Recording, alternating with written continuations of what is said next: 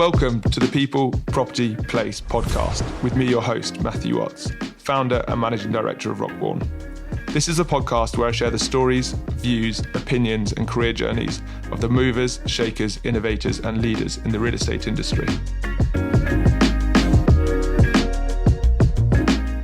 Welcome to the People, Property, Place podcast. Today we're joined by Chloe Prince, who's an asset manager at Catella APAM. Welcome to the show. Thank you. Thanks for having me. No, well, thanks so much for coming into our podcast studio. So, Chloe, a place I always like to start is, how did you get into real estate? So I got into real estate in a really unconventional way, actually. I did French and Spanish at university, and as part of that, I did a year abroad. So I spent 6 months in Paris and 6 months in Valencia. And during my time in Paris, I really wanted to find a job. So I was like desperately scrambling to find any job that I could. And then I just came across this property management internship. Had no idea what it was, had no idea what commercial property was, but I just wanted anything. So I went for it. Was thrown completely in the deep end. Was in a commercial property office with loads of French-speaking people, and I'd never done that before. I had a massive culture shock. French people are very different to British people as well, so there was none of that politeness or anything like that. So I got really stuck in, but I absolutely loved it. I loved looking at the architecture. I loved dealing with property in a way that I'd never seen it before. I mean, most people always think about residential property, and I just knew nothing about commercial property, and I just really enjoyed it. So that's when I kind of decided that I wanted to go into it. So I got back to the UK, did my final year at university and started looking at graduate schemes. Because I was a non-cognate, I had to do a part-time master's. And if I'm honest, there were kind of less opportunities to do that because only certain companies offered that. So Savills was one of them, JLL was another one. So I applied to as many as I could that offered that. I actually didn't get in the first round. I got to the interview stage, but I didn't get through. So I decided that I really wanted to do it anyway, and I'd go through a different sort of route. So I just applied for a residential lettings job at Savills. So I did that for about 9 months, tried to network as much as I can. And then I met some of the graduate recruitment, applied for the graduate scheme, and got into the commercial graduate scheme. And was that a year after? Was that the intake? Yeah, the year after. The year after. So you didn't take no for an answer. No. You just thought, I'll join the business. I know that they can facilitate this. I'll prove myself in one way or another. Yeah. Network, and then you managed to position yourself where you could get on the scheme. Yeah, I was a woman on a mission for sure. So having done that, what seat did you move into? And was it a rotational program getting your APC? So I decided to take a commercial valuation seat. So as part of that, I could have got most of my competencies through just valuation because it's so multifaceted in the sense that you deal with investment, valuation, development. So I got quite a lot of competencies through that, but I had to do a rotation out. So I also did a rotation in industrial agency, and I did leasing of industrial units and investment as well. So I got quite a well-rounded experience doing that. Yeah. And which parts of that did you enjoy the most?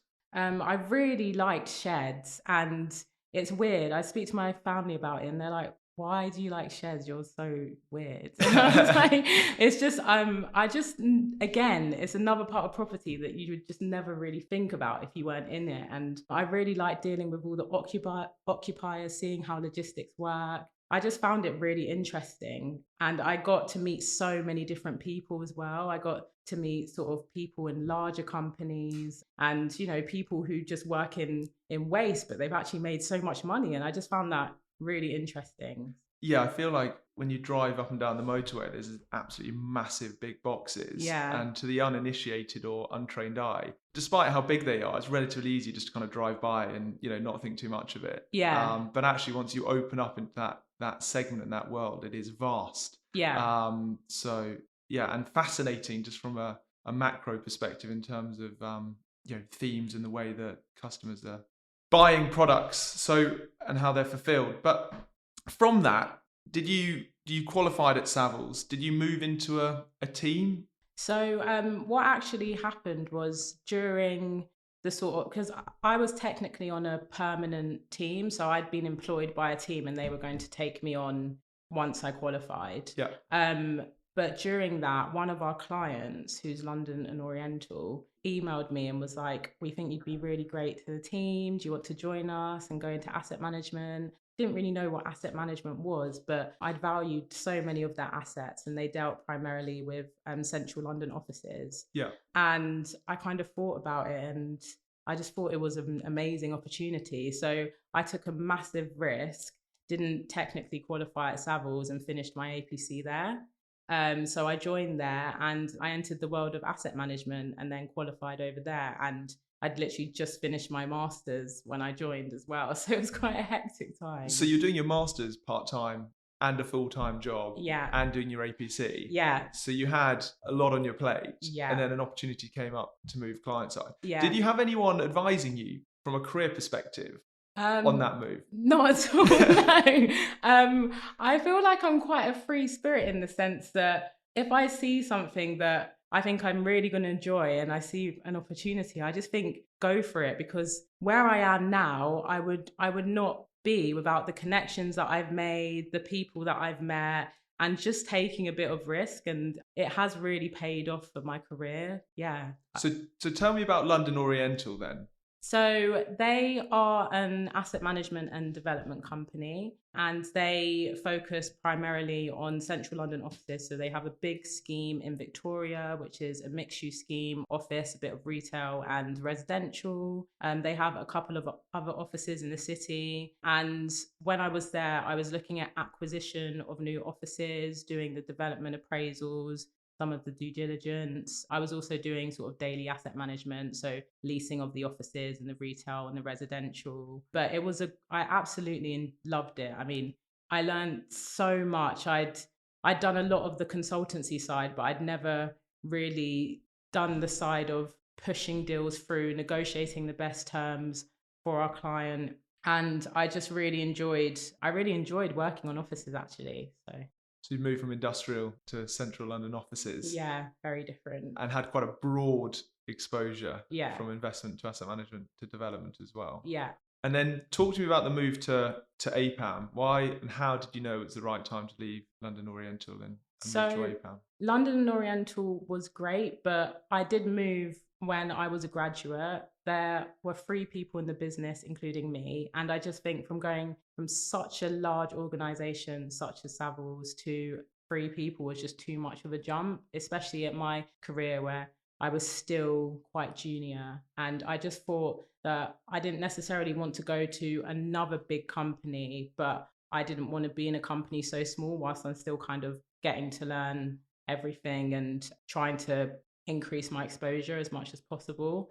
So when I came across Catella APAM, it kind of was the sweet spot between a really big company and a small company, because it still had that small company feel of knowing everyone in the office and getting stuck in everything. But it was large enough where I feel like I could really develop my career. Yeah, there was enough avenues or enough infrastructure in place. I guess the benefit of a really small business is there's nowhere to hide. Yeah, exactly. And so you have to be able to turn your hand to lots of different areas. You get some really great exposure to senior decision makers and probably get thrown in the deep end. Yeah. But if you do want a bit more kind of structure and maybe more training and Yeah.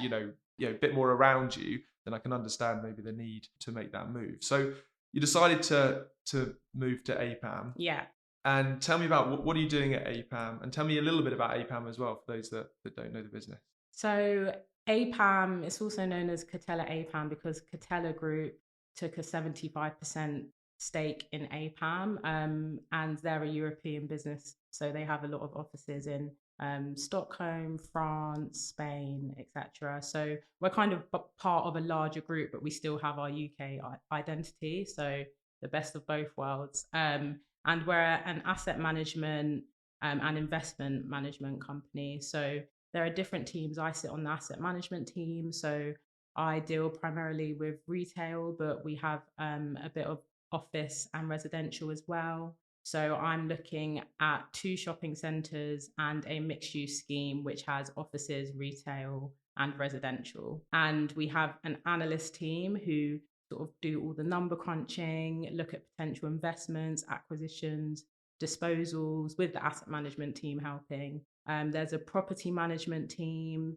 that works on property management mandates. There's facilities management. So we kind of like to see ourselves as a one-stop shop for clients if necessary, so we can offer them as much as we can, really. So you're vertically integrated and Exactly. can provide a full service. Yeah. But from an asset management perspective, so you're responsible for implementing and executing the set business plan. Exactly. And so everything from leasing to rent reviews to refurbishment to lease regears to regears. Yeah. It's what I love about asset management is that you can really take ownership of what you do, because I mean, every asset manager will tell you that they see their property as their baby, because you oversee everything and you kind of have to make a decision. And I think that was the biggest jump from when I was a graduate in valuation to moving to asset management, just having the confidence to make a decision, get on with it, and provide the best advice to the client based on that.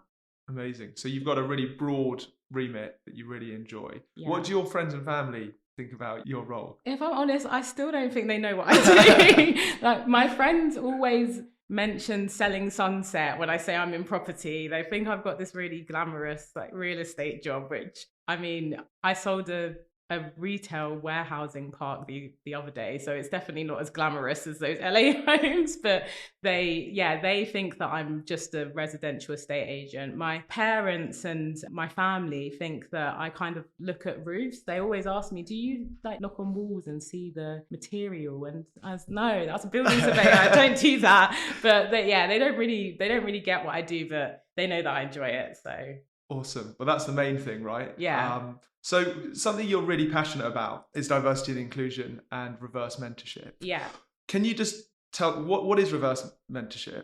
So reverse mentorship is essentially where a junior member of staff mentors a senior member of staff. So as everyone knows, traditionally it's been the other way around. So a junior member of staff will kind of learn about the senior members of staff's experiences and kind of help with their career progression, etc. But it flips the script in the sense that a junior member of staff is meant to show a senior member their experiences and entering the real estate industry now, how it's changed, what we can do to improve retention, what young people are looking for. I mean, I see so many articles that say, how can we attract Gen Z? What are they looking for? And I always say the best thing to do is just to talk to them. Yeah. And that's kind of what it is. It's bridging the gap of perspective, because someone who's been in the industry since the 80s, has grown a really established career, will have a completely different understanding of what it's like to someone who's joining as a graduate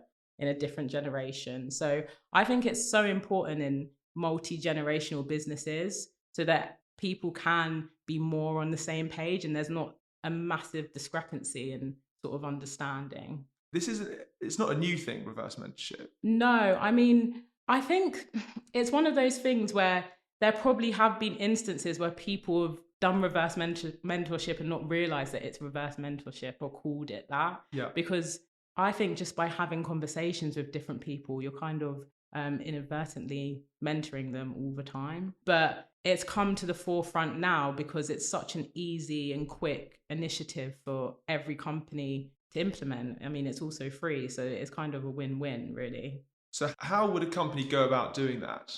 So there are a number of ways. I mean, I've done it twice now. So I'm currently reverse mentoring the head of planning at Montague Evans. And I also did it at Savills. So I was reverse mentoring a board leader. And I think there needs to be a structure in place. So with Savills, the diversity groups came up with it. We had a representative from each group. So I was in the ethnicity group. We had representative from the gender, representative from the LGBTQ plus group, etc., and disability, and then paired them with board members. And we just had an agenda of different things to talk about, just so that we can help steer the conversation as well. I mean, we kind of met once a month, but it's at the discretion, so people could meet more frequently if they wanted to, but once a month was the minimum just to keep momentum up. And it was just in a coffee shop or over Teams. I mean, I did it during COVID, so it was over Teams then, but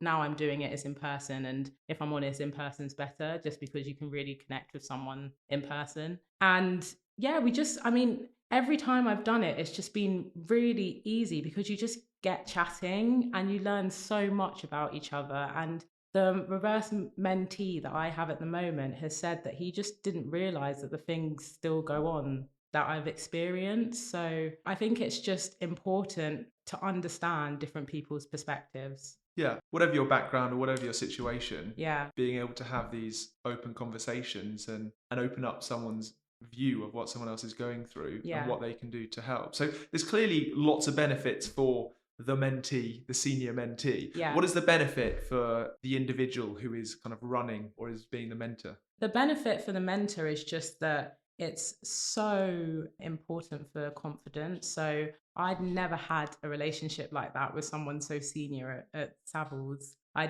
never have a relationship with the head of planning at Montague Evans, and it really, really improved my confidence. And it kind of makes you realize that they're just people too. And in order for it to really work, you have to be transparent. It has to be a safe space and you have to be honest. And I think there needs to be that mutual understanding between both parties, which I've had and everyone that's done it has had every single time. And I've spoken to so many people that were initially like, oh, I'm too scared. I don't want to be super honest. I want to be as respectful as possible. And by the end of it, they said, no, we spoke about absolutely everything. And yeah, they really, really enjoyed it. So it's just great for your career profile as well. Yeah, I mean, it sounds like an absolute no-brainer, frankly, for Yeah, everyone. And exactly. have you seen a snowball effect in this happening? Yeah, 100%. I mean, once I did it at Savills, I saw so many other companies do it, and especially in the real estate industry, it does seem like there's a push because as I said, it's quick, it's easy, and it's efficient, and it's probably one of the best diversity sort of initiatives a company can do because it's just about people and people are learning about how other people think and their experiences. And I think there probably is a bit of a gap of that in the industry just because there aren't as many diverse perspectives as there probably could be. So using that to a company's advantage is a no-brainer, really.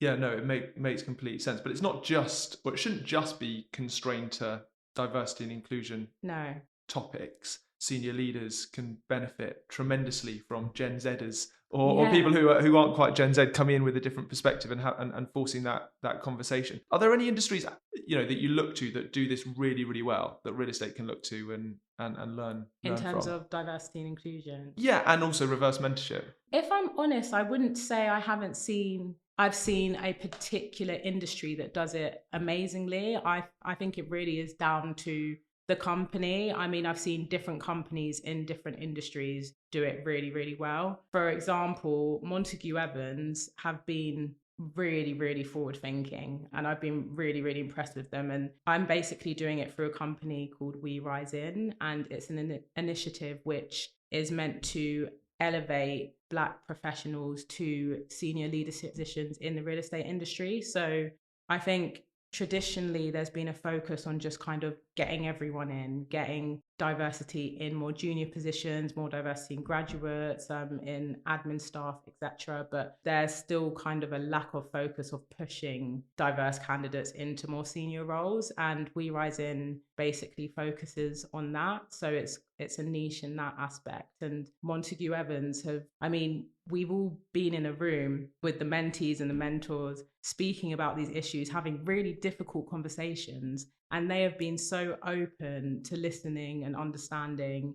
And that's I think that's all it is. It's a willingness to understand and not be closed off and to be honest with each other, because these conversations aren't always going to be comfortable, but that's the only way that we're going to see an improvement. We can't pretend that this doesn't exist because it does. But understanding different people's perspectives just helps that. So yeah. And what listening and understanding is great, but action's got to follow that. Yeah. What have been the actions that have followed those conversations? So I got a really good example of this, actually. I had a friend who was doing the reverse mentoring who was Muslim, and he was fasting during Ramadan. And he was saying to his mentee that he feels like his bosses don't really understand the impact that fasting is having. They haven't really noticed, they haven't really acknowledged it. And he's getting really, really tired, and it's just been really difficult. And the first thing that his mentee said was, "I'm so sorry. We had no idea. We would never want to make anyone feel uncomfortable." But they just didn't realize. And as a result, they implemented a fully flexible working policy during this time for all Muslim staff in the company. And I think that's just a great example of how reverse mentoring can affect change, because that was just through an open conversation. And I was speaking to my friend, and he was like, it wasn't that the boss was a bad guy. I mean, not at all. He was lovely and compassionate. He just didn't realize, he hadn't thought about it. He was a white middle class man who didn't know many Muslim people, hadn't had that in his circle before. And this made him think, and then he made an action to change it. And as a result, I mean, my friend's still at that company. He's really happy there. And he said it's made a massive difference in his productivity and how he views things.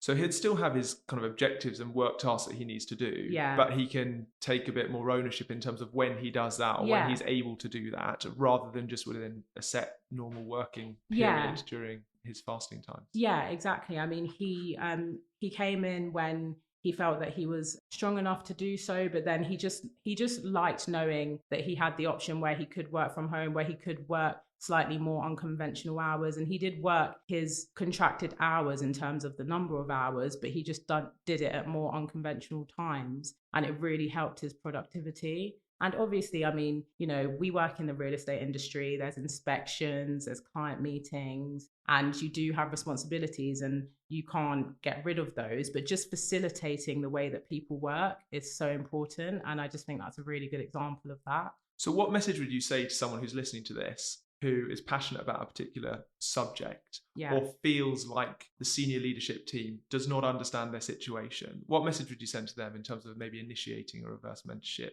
conversation or scheme for the wider business? So I would say to them that the first point of call, I mean, depending on how big the business is, if they have a diversity group within a larger business, then definitely recommend reverse mentoring to them. If it's a smaller business and there's not those sort of structures in place just because it's too small, then go to HR. I mean, I've spoken to the head of HR at APAM about doing it, and they're really keen. Catella are also really keen in the wider European business. So I think just speak to someone who's more senior that can implement it, and just go from there. I don't see why a company wouldn't want to do it, if I'm honest. So yeah, amazing. So let's talk about diversity and inclusion in a kind of broader sense outside of reverse mentorship, just in terms of the real estate space. Yeah. Where do you see the bottleneck being? Is there a bottleneck? And what can the real estate industry do to promote diversity and inclusion on top of what it's doing already? So I think I always say that diversity and inclusion need to be seen as two separate things. Diversity is getting people in from different backgrounds and having a more diverse workforce, but inclusion is about retention, and the two go hand in hand. There's no point having a huge diversity drive, but they're in an environment where they don't feel comfortable, and eventually they will just leave. And vice versa. There's no point having a really, really inclusive environment for a particular culture, but not for every culture. So I think the two go in hand. And I think that the bottleneck, I would say, would just be focusing primarily on diversity, but not focusing on the retention part, because I do think in part that is why there aren't as many, for example, Black people in senior leadership roles as there should be, because the retention's not there. So people just end up leaving, dropping out of the industry, which is just a shame, because there's such an opportunity to get different opinions in at the top. And I just don't think that's necessarily there at the moment. So they need to be treated as two separate parts. One is diversity and trying to get in people from different backgrounds to challenge, check, innovate, move things forward and create a more productive, innovative, better represented workforce. But then it's the inclusion part in terms of keeping them, training them, fast tracking them, and giving them the opportunities to kind of progress to senior leadership positions as well. Yeah, exactly. And I think the real estate industry is really trying. I mean, I've been in the industry for about four years now, and even in the short time that I've been in the industry, I've seen a massive difference in terms of when I started and now. And there does seem to be a genuine push to try and improve, but people just don't know how to do it. And it's a complicated subject. There's not an easy answer to it. So companies really need to evaluate what they want to achieve. I mean, I always say that one of the best things about diversity is diversity of perspective, getting people who think differently. And that's ultimately going to help a company's growth. I mean, there's obviously the moral side of diversity and just wanting to create equal opportunity, but it is just good for business. Having different opinions creates creativity, innovation, and that is ultimately how a business is going to grow. Where does the line stop? Because I think you're absolutely right that the intention across the real estate industry is nothing but positive, and I think across the board people are really keen to drive a change. And I think that there have certainly been conversations with a broad range of different disciplines, because there's a lot of different entry points into real estate. And historically, if you look at it from a general practice perspective, going to university and becoming RICS qualified, becoming a surveyor, and then kind of increasing your career that way is one route. But increasingly, the conversations that we're having with clients could be recruiting people from banking backgrounds, accountancy and finance backgrounds, fashion, in terms of retail agency, and placemaking. So, certainly widening the pool at maybe a grassroots level, but also trying to attract people from other industries. But where does the line stop with diverse shortlists and representation when you're recruiting? So historically, the industry's been undiverse just because of the lack of awareness. As I mentioned before, all of my friends just think I'm a residential estate agent, and that's all they're ever going to think of. And because of the structure of how to get RICS qualified, having to do an RICS accredited degree, having to know about real estate when you're 18, which most people from diverse backgrounds just don't. I mean, I went to a state school in South London, had no idea what a surveyor was, and neither does anyone I know that's not in the industry. And I think in order to change this, we do need to increase the awareness. We need to go into schools, we need to go into colleges and just tell them what real estate is. I used to do this all the time, where I went into schools from sort of more working class backgrounds, and the kids were so intrigued about it. They were really excited and passionate, and they just said they had no idea. They'd never thought about it. And I do think that will create a real drive. And the real estate industry is doing that a lot more. So basically, I don't think it's going to change overnight. And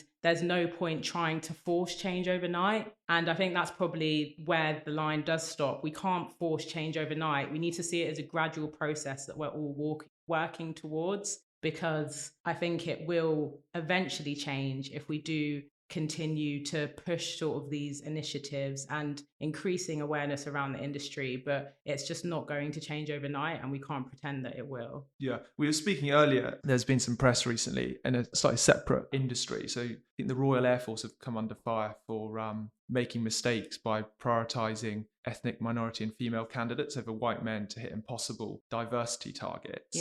What is your view on that? So, as I said before, I think they tried to come up with an easy solution to a really complicated problem. At the end of the day, with DE&I, it's not, as I just said, it's not going to change overnight. And I think they kind of did that. They tried to push loads of candidates in roles that just weren't necessarily suitable, and that's not good for the business or the individuals. And again, I'm not sure how that situation is going at the moment, but I can imagine that a lot of those individuals left and aren't happy, and that's again the retention point. I mean, there's just no point having this drive if you're just going to end up with a business that's not working and people leaving. So there needs to be a balance, but qualifications are important. But I do think that we need to not be so bound by qualifications, especially in more junior positions. So in more senior positions, obviously they need the experience, they need the qualifications.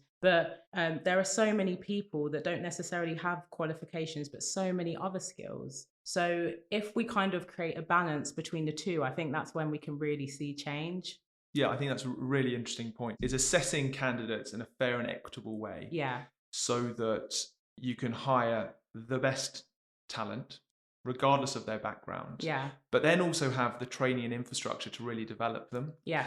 I was talking to a client recently who really wants to increase, or just get different types of individuals into their business. But when the push came to shove, they weren't prepared to commit the training, time, effort, resource into upskilling people. Yeah. And so kind of defaulted back to someone who came from a little bit more of a traditional background because it reduced the friction. Yeah. But I do think that whether it's headhunters, whether it's hiring managers, we need to be equipping people to effectively screen competencies, future skill sets for real estate future of tomorrow. Because just because someone doesn't have the letters Emirates after their name doesn't mean that they won't be an absolutely fantastic investment manager or fund manager or valuer or whatever it might be. Yeah, exactly. And I mean, not but as a shameless plug, but I'm kind of an example of that. I mean, I didn't have a traditional property background at all. And one of the things that when I was interviewing that they really liked is that I could speak other languages. And I just think there's such a huge opportunity for getting different skill sets into the property industry. Having someone who maybe did history at university, or having someone who did languages, and just getting, again, a different perspective. They'll look at things differently, and I think that's just completely valuable in a business. So, but also you forced it yourself. You didn't say no for an answer. That's true. With that non-cog, and you pushed it and you took a risk and you pushed yourself. Something else we were talking about is the idea of seeing someone in a position of seniority that you can relate to. Can you talk a little bit more about that? Yeah, sure. So when I was looking for a new job, APAM did really stand out to me because I saw the head of property management at APAM was a Black woman called Rose. And I've never really seen that before. And I looked through the team and I saw a lot of diversity given the size. And that actually made me want to join. And I think representation is so important. And, I've done so many of these talks in schools and talking to young people, and they love the industry. But as soon as we start looking at the site and looking at the information in a bit more detail, they're just like, I don't see anyone that looks like me. I don't see anyone that talks like me or represents me. So I just don't want to join. And it's such a shame because we've missed out on some talented people for that reason. And I just think that, I was very aware that when I joined Savills that there weren't that many Black people, but I actually saw it as an opportunity to create change. And I got involved with as much as I can, wrote articles, networked with people and tried to drive these initiatives. And I've actually really enjoyed trying to create change, and that is why I'm passionate about social mobility, etc. So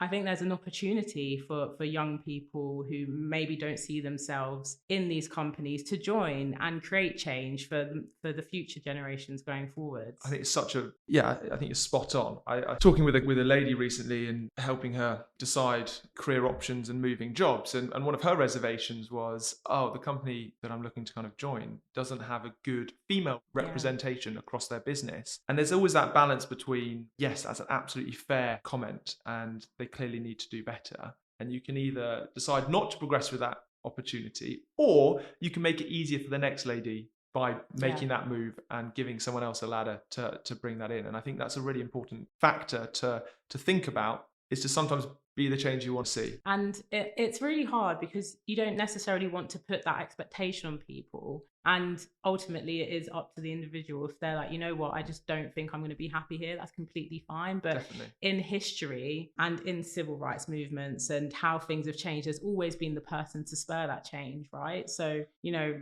Rosa Parks sitting at the front of the bus, she was the first woman to do that. And she just said enough is enough. And if you want to do that, I think it's just a great opportunity, like you said, to see the change that you want to see. And the real estate industry is a lot more receptive to it now. I think Gen Z are quite outspoken and they will just say it how it is as well. And I think, you know, maybe there's a generational shift in the sense that people do just want to be more honest about these things. They do just feel more comfortable talking about it. And I'm hoping that as we see more of the younger generations going in, that it will just change naturally, but we'll see. Yeah. What is a headhunter? What can I do and what can I do to try and help or improve diversity, inclusion, and reverse mentorship in the real estate market? I think it comes down to, again, the point about not being bound by qualifications. So if you do see a really good candidate that doesn't necessarily have MRICS or, I don't know, 5 years experience in the real estate industry, but they tick every other box, you can just tell that they'd be really enthusiastic and bring something great to the role. Convincing your client to look past that and just kind of have faith in them, to give them a shot, take them to the interview stage. Obviously, if it doesn't work out, it doesn't work out, but at least just having more of an open-mindedness about it and convincing your client to do so, I think that will really help. Yeah, I think that's a really interesting point, and we're certainly talking about it as a business internally. It's something that I think we can focus on, is like setting up a search or a recruitment process really well from the start. Yeah. I was talking to a white middle class candidate the other day, and he so happens to be an agent, and he's quite keen to move to the client side as an asset manager. And one of his frustrations are with recruiters is he just gets typecast as just an agent. Yeah. And he gets, you know, they just think that he's going to come in and just want to do just leasing, and he's just going to be deal orientated, and he's not going to get involved with all the other areas of asset management. And that's a real frustration for him. Yeah. And I think something that we can do as headhunters is really setting up a search at the start to ensure that we are running a fair, equitable process that is driven by quality and is driven by the best person for the job, regardless of their background. But we've got the room and the time to really search that market. And that marketplace might be quite a niche marketplace, but it might be that we're able to assess and get other candidates in from a slightly more diverse background because of the time and effort that we have got and the way that the search is set up, rather than it be just driven on a speed perspective and who's available, because that's quite easy just to churn things, but it's not actually going to have a lasting impact and change. So you've had quite a varied career to date. You're clearly, you know, really, really passionate, and you've done a lot of work in this space, which is absolutely awesome. But what is your kind of biggest challenge to date that you've overcome? My biggest challenge to date, I would say, was doing a part-time master's, a full-time job, an APC, and moving job at the same time. It was really tricky. I mean, I knew that it would be a lot of work. I was really determined and motivated, and I wanted to be qualified, and it was completely worth it. As soon as I found out I was qualified, I was over the moon, and I looked back and I was like, all of those sleepless nights and no social life was completely worth it. But it was really difficult, and just balancing everything and not getting overwhelmed was really hard. I've kind of gone through my career journey on my own and maybe haven't reached out for help as much as I can. And sometimes I did feel overwhelmed and didn't really know who to speak to or who to ask for advice. And I think that overcoming that has just made me a much sort of better and well-rounded professional. So it was a challenge, but I really don't want to put anyone off who is going to do the same thing as I do. When I was a graduate, one of my friends sadly committed suicide, and that was really hard because I was doing my APC, was still doing my masters, I was still going to work, and I had that on top of it, and I worked with her. And if I'm honest, I just found it really sort of difficult to to carry on with everything. I just wanted to stop and just kind of withdraw. And if I'm honest, that experience is another reason why I'm so passionate about diversity, inclusion, and mental health, and how we can create a really inclusive and comfortable workforce, because you just have no idea what people are going through. Mental health has been neglected and is so important. And I think we're all so caught up with what we're doing day to day. I think sometimes we just need to step back and evaluate everything, realize what's important, and just be there for each other, if you know what I mean. And I think that again, mental health is kind of an inclusion point, in the sense that people are going through things but don't necessarily want to talk about it, and we just have to make sure that we create a workspace which doesn't demonize it, and where people can be as open as they want to be. So yeah, that was pretty tough. In terms of reverse mentorship or mentorship in general, Yeah. hopefully that is one step that will open up the dialogue, so senior leaders have got more transparency on some of these issues and can then help out as appropriate. Yeah. So in terms of advice you'd give someone entering the property world now, you've obviously come at it from a slightly different background, in the sense that you've come in as a non-cog.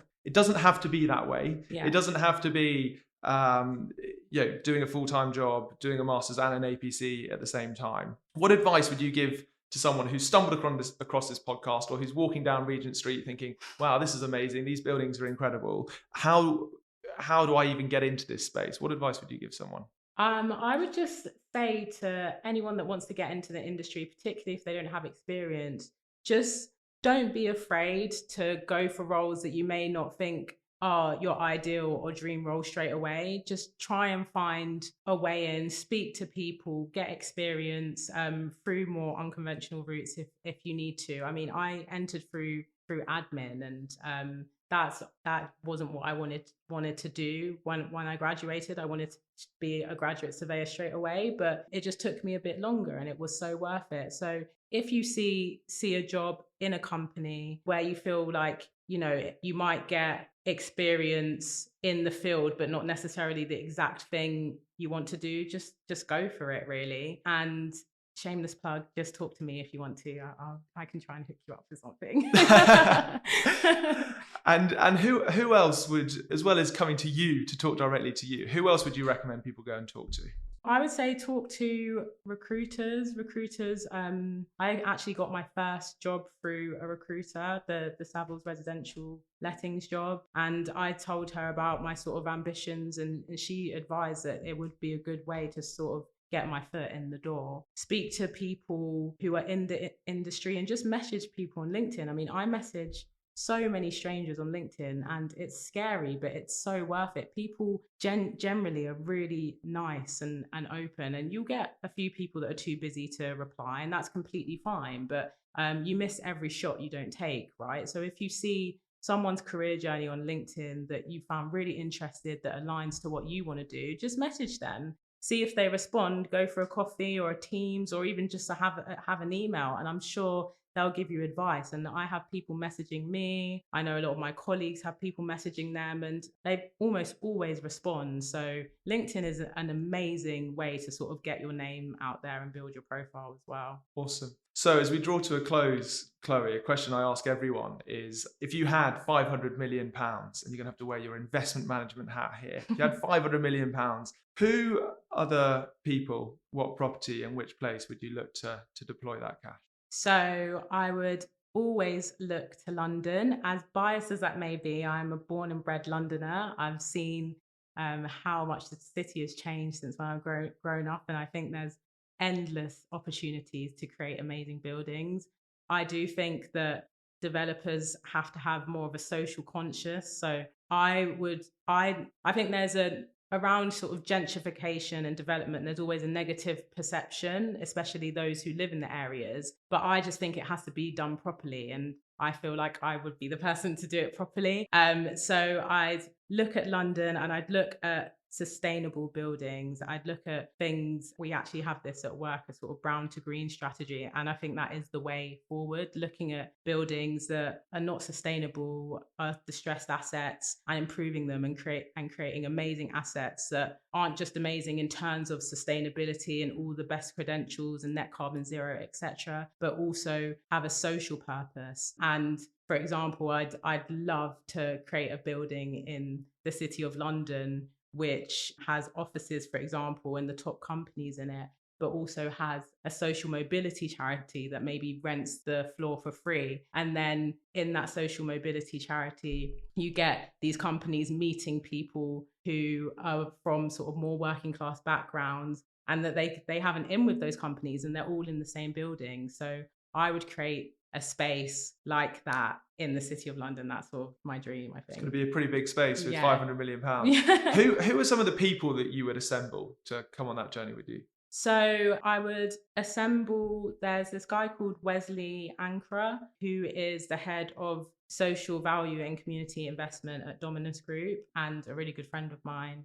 And he has amazing experience in the space. I don't think I pay him £500 million, but he's definitely one of the people that I'd bring along. And I'd look at people who weren't actually in the property industries, just so that they can bring a different perspective as well. So I'd assemble a couple of people from work using all of their amazing investment and asset management expertise. But I'd also look at people like Akala. And I don't know if you've heard about him, but he is a rapper turned intellectual turned author. Akala has written a lot of books about sort of historical novels about colonialism and his experiences and what he thinks the UK needs to do in order to be truly equitable. I think he's absolutely amazing and he is one of my idols, and I'd love to see his take on my development and what he thinks that I can do to make it really interesting. Amazing. So, yeah. Awesome. Well, look, Chloe, thank you so much for coming on the podcast today. I think that, I've certainly learned a tremendous amount about diversity and inclusion in real estate, but also more broadly, as well as reverse mentorship. And no doubt a lot of people listening to this have done as well. I'm really excited to see what you go on to achieve at Catella APAM. And like I said, thank you so much for coming on the show. No problem. Thanks for having me.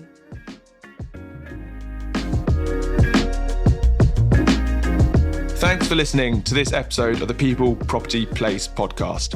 If you found it insightful, feel free to share it with a friend or colleague, subscribe, give us a rating, like or comment. It helps tremendously.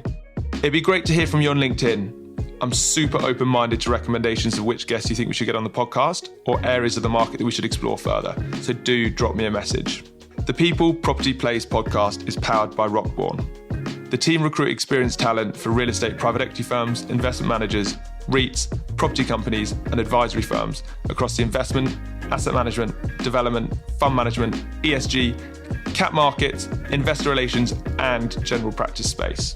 So if you're considering your career options at the moment or looking to attract top talent to come and work for you, head over to the website www.rockbourne.com, where you can find a wealth of resource to aid your search.